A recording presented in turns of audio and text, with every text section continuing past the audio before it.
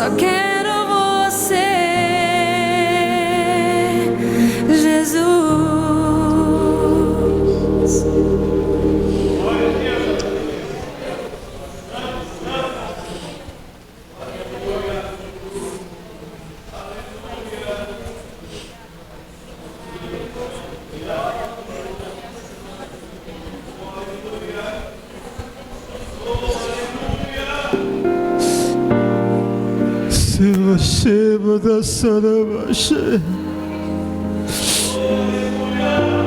Só quero você, Senhor. Um fogo queima em mim. Pergunto para essa igreja essa noite: quem é o centro da sua vida? Muito mais. Quem você mais deseja? Quem você mais anseia? Estou à procura de algo novo. Quem está aqui essa noite que não está por uma programação? Meu coração que não está por mais um culto. Eu cansei.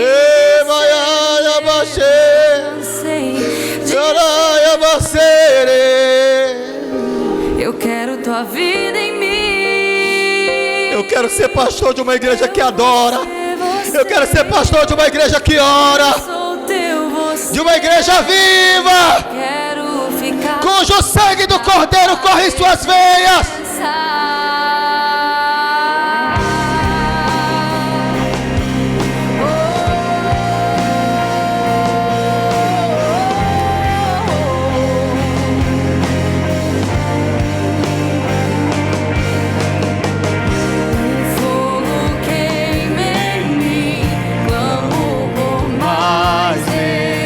Eu quero quebrar a programação. Eu quero quebrar os paradigmas. Estou à procura de algo novo. Quem precisa? Meu coração quer mais. Eu cansei de ser o mesmo. Eu cansei de fazer as mesmas coisas. Eu quero tua vida em mim. Eu, você e eu sou teu, você é meu. E eu quero ficar na tua presença.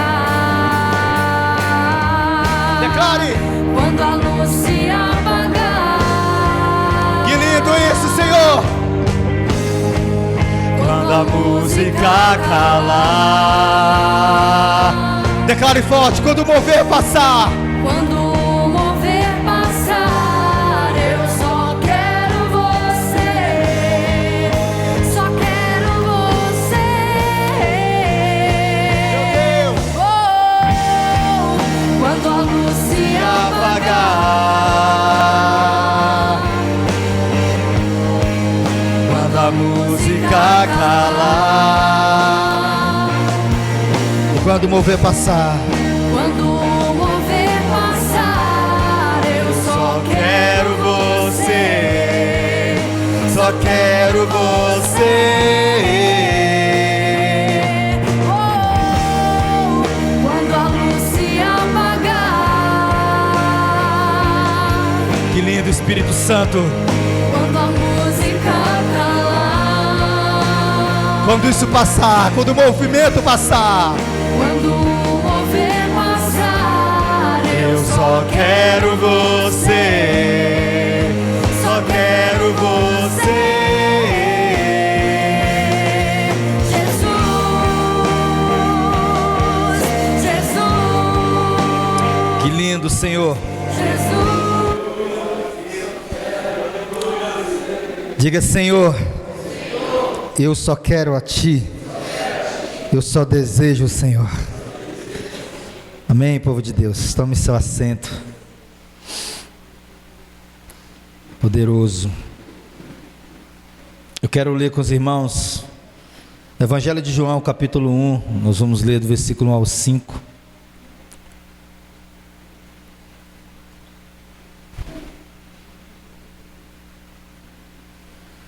Evangelho de João, capítulo 1, de 1 a 5.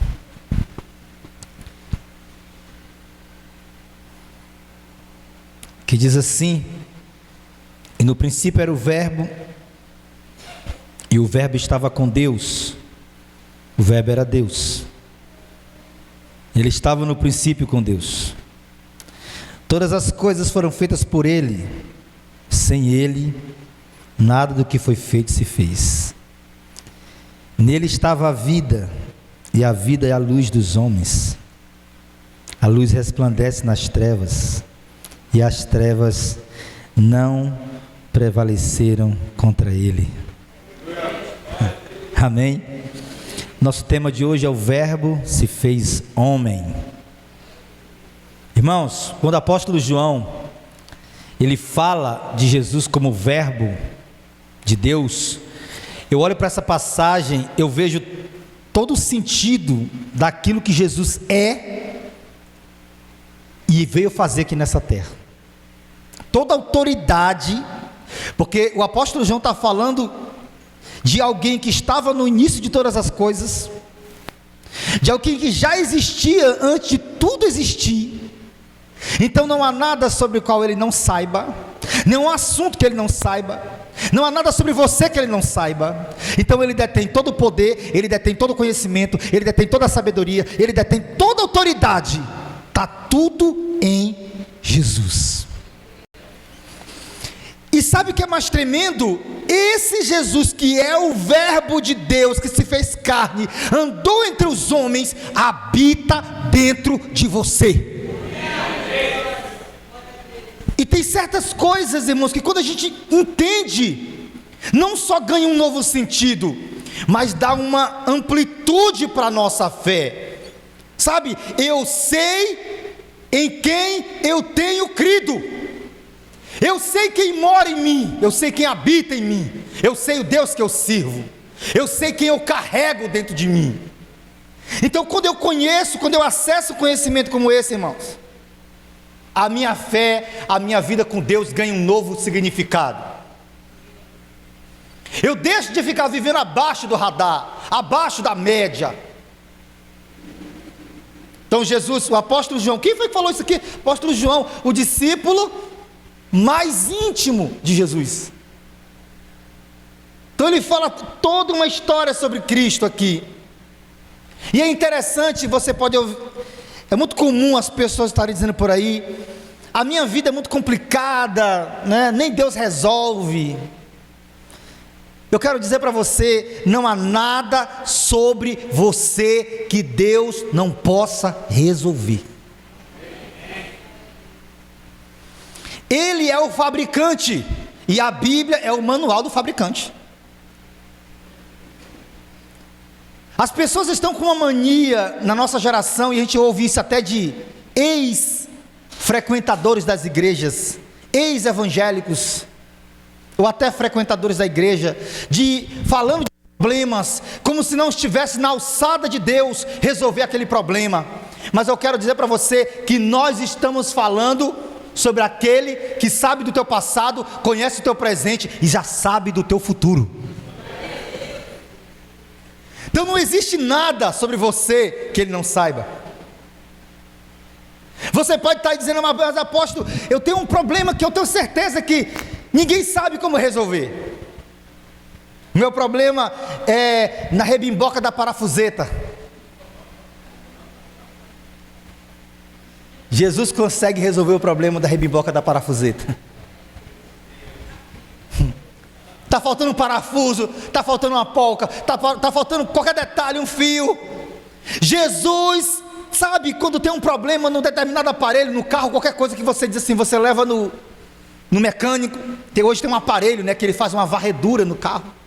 Você coloca ali, é como se ele colocasse, né, um negócio no peito, quando o médico vai ouvir o nosso coração, né? E ele põe no carro e ele detecta qualquer problema que um carro pode ter. Não existe nada sobre você, nada, que Jesus não saiba que existe e que ele não saiba como resolver. Bate o nome do teu irmão que está falando para ele assim: Deus sabe como resolver. Então nós estamos falando de quem, irmãos? Do verbo da vida.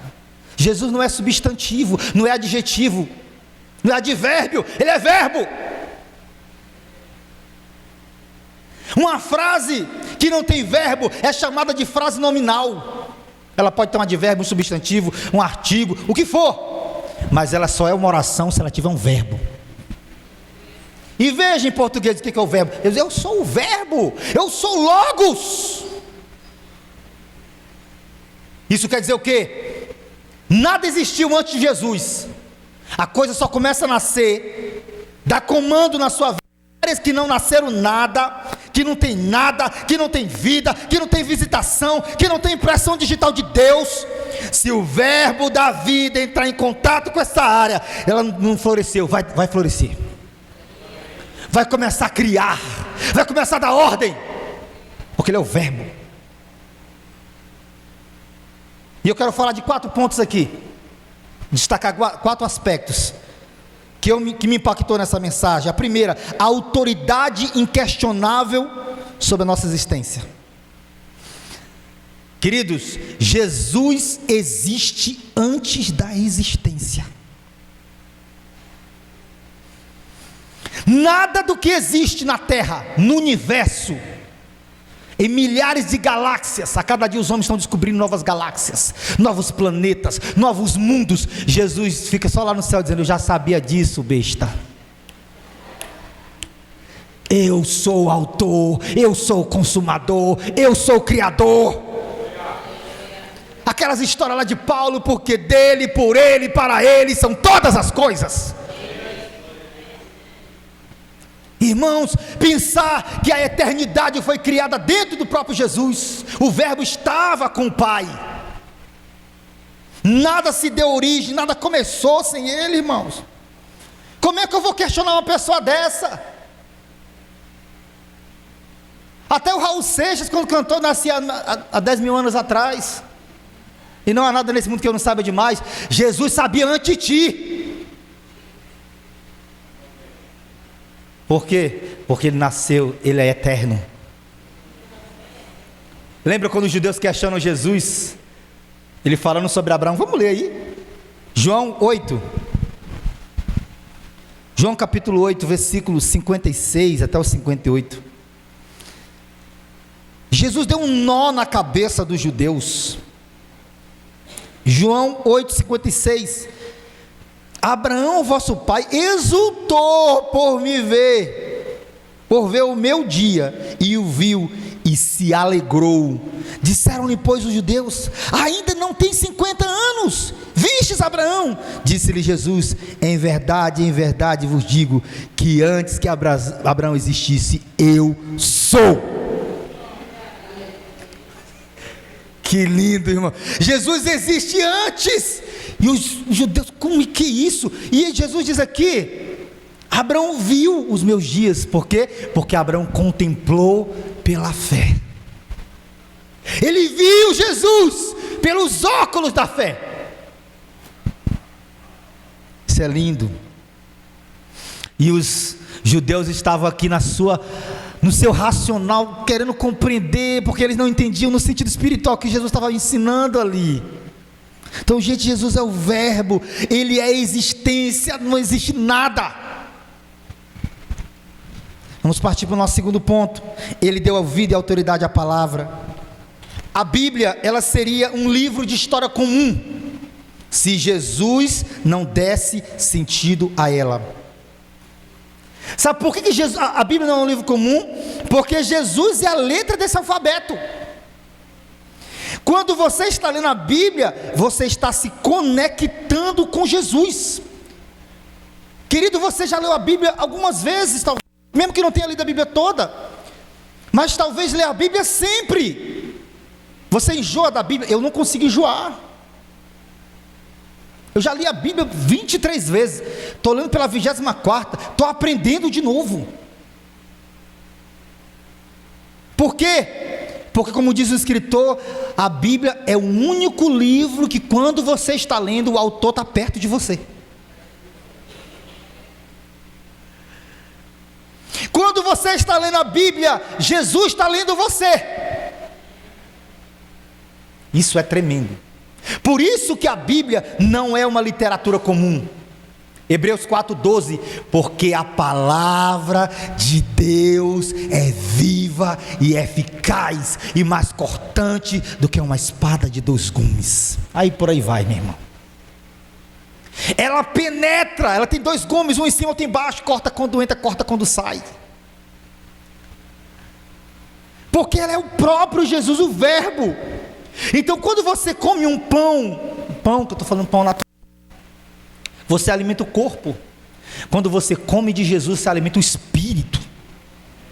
E Jesus diz: eu sou o pão vivo que desceu do céu. Quem se alimentar de mim nunca mais vai ter fome. Porque Jesus é esse verbo, irmão. Você está lendo a Bíblia, você está comendo a Bíblia. Homens com conteúdos de homens não podem promover mudanças em outros homens, porém Jesus é o conteúdo do céu. É isso aqui, ó.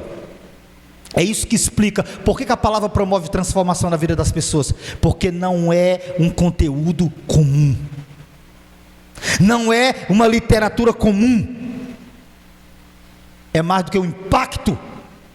Promove transformação, promove iniciativa de mudança, promove arrependimento. É o verbo de Deus. Nós estamos falando de Jesus aqui, ó. Jesus está aqui nessas linhas e é poderoso. Terceiro, o único que pode transformar o homem integralmente. Por quê? Porque Ele é o único que pode redimir o nosso passado, transformar o nosso presente e dar sentido no nosso futuro. Quer ver uma coisa? Você não pode, nenhum de nós aqui temos o poder de atrasar o relógio da vida e voltar ao nosso passado. Quem aqui de nós não ia querer, se Deus dissesse para você assim: meu filho, eu vou te dar uma oportunidade para você voltar lá naquela data lá que você cometeu aquele erro lá que você gostaria de consertar e não fazer de novo. Já pensou se nós tivéssemos essa oportunidade? Sabe o que eu entendi quando eu estava lendo isso aqui? Jesus, eu estava no princípio.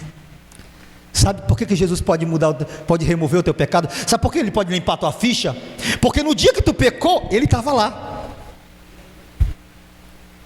Ele estava no princípio com Deus. Então quando tu pecou, Ele estava lá. E Jesus conversa com outro Jesus que está lá atrás, dizendo: ô Jesusão aí, resolve essa bronca para nós. Ele limpa teus antecedentes criminais. Ele limpa a tua ficha. Ele passa uma borracha no teu passado. Isso é tão poderoso, irmãos, porque se fosse uma coisa racional, você andaria a sua vida toda com aquele sentimento de acusação, a cabeça desse tamanho, inchada, com o diabo apontando o dedo na tua cara. Qual é esse poder? É o poder que rasgou o escrito de dívida. Tinha alguém no meu passado. Jesus, Deus não está lá no céu dizendo: deixa os homens jogados às moscas, não. Jesus está aqui, ó. A história está passando, Jesus está acompanhando o desenrolar da história do mundo. Ele não deixou a gente ao Deus dará. Ele vem acompanhando, ele está só de olhando aqui. Ele não deixou Satanás tocar em Jó? Ele deixou, mas Ele colocou limites. Então, lá no meu passado, Jesus foi lá, disse: eu quero rasgar o escrito de dívida, e eu vou colocar um sentimento de dignidade dentro de você. Você não vai andar acusado. Como é que uma pessoa anda quando ela está acusada? Como é que Adão e Eva fizeram quando sentiram o pecado neles? Se esconderam, porque é isso que a sensação do pecado faz: vergonha, humilhação, cabisbaixo. Quando Deus vai lá e restaura o homem, Ele restaura a dignidade. E sabe o que é mais lindo?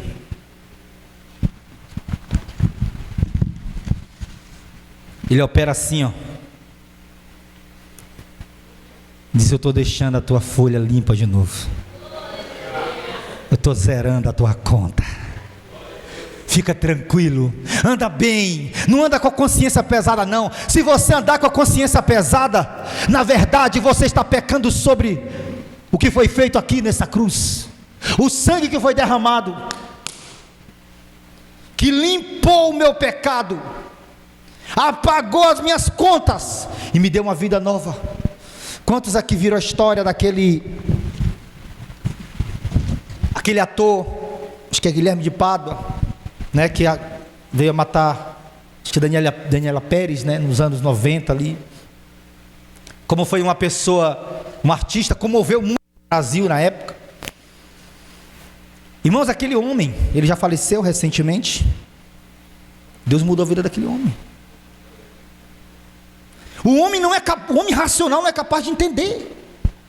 Essa semana eu vi um rapaz perguntando isso para o André Valadão. Como é que aquele rapaz que foi um assassino se tornou pastor na tua igreja? Ele foi preso, passou não sei quantos anos preso, se tornou pastor e fez um trabalho na penitenciária de Minas Gerais. Sabe por quê, meu irmão? Porque lá para o mundo pode passar a vida toda te condenando, mas Jesus limpou tua ficha, e o que vale é o que Jesus fala acerca de nós. Ele estava no teu passado, e Ele limpou tua ficha, e Ele nos deu vida, e nos deu luz. Olha o que diz o versículo 4: nele estava a vida, e a vida era a luz dos homens.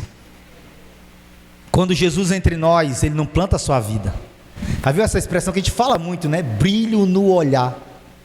Você quer ver conversar com a pessoa, saber se ela está bem, olha dentro dos olhos dela. Quando Jesus entra dentro de você, Ele sai ligando os interruptores dentro de você assim. Estou ligando a luz aqui no quarto da tua vida, estou ligando a luz na sala, na cozinha, na área, tudo vai ficar debaixo da luz, porque a luz dissipa todas as trevas. Aí, querido, você já viu como é que uma pessoa, quando ela morre, se apaga a luz da vida dela? É assim que acontece. Perde o brilho no olhar. A morte espiritual não é diferente. Uma pessoa que está debaixo de uma condição de morte espiritual, ela não tem brilho no olhar. E duas coisas Jesus nos ensina aqui. Primeiro, Ele acende a luz quando Ele entra, para quê? Para nos denunciar o nosso pecado, para a gente mudar de vida. E segundo, Ele acende a luz para que o nosso caminho seja guiado debaixo da luz do Senhor. Lâmpada para os meus pés é a tua palavra. Quem é a palavra? Jesus. Quem é o verbo? Jesus. Ele sai ligando as luzes da nossa vida. Amém, povo de Deus? Vamos falar com Deus então. Coloque-se sobre os seus pés. Se hoje você compreendeu o que foi falado aqui, meu irmão, minha irmã, você vai andar em outra realidade. Você vai ter outra alegria. Você vai ter outra fé. Você vai andar em outra condição. Fogo queima em mim. Oh, meu Deus, Tu és santo. Por mais de Tu és santo, Tu és maravilhoso. muito mais. Tu és o verbo da vida. Tu és o verbo que se fez carne.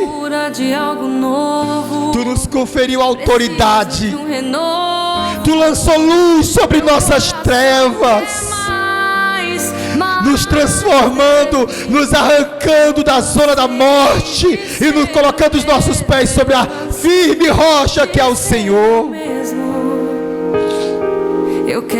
Meu Deus, essa noite nós tomamos o lugar de autoridade que o Senhor conquistou para nós. Espírito Santo, invade o nosso ser, invade a vida do Teu povo. Que o Teu povo viva em novidade de vida. Que o Teu povo viva, Deus querido, num novo estilo de vida. Homens e mulheres do Ministério Semente do Avivamento, vivendo, caminhando com Deus, caminhando em santidade, caminhando em novos patamares, Pai. Hoje, Espírito Santo, vem operar isso em nós, porque nós somos chamados, ó Deus, pelo Senhor, para vivermos em novidade de vida. Em nome do Teu Filho Jesus. Amém e amém.